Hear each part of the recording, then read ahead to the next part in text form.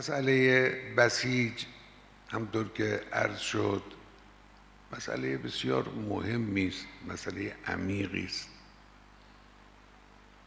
بسیج یعنی گرد آوردن و به خط کردن ظرفیت هایی که در یک امری که مورد توجه است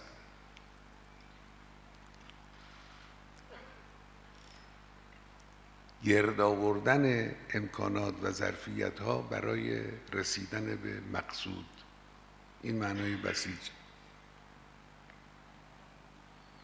انقلاب اسلامی اگر همه آنچه را که ما امروز داریم داشت، ولی بسیج عمومی و مردمی را نداشت، قطعاً لنگی مهمی در کارهاش به وجود می آمد.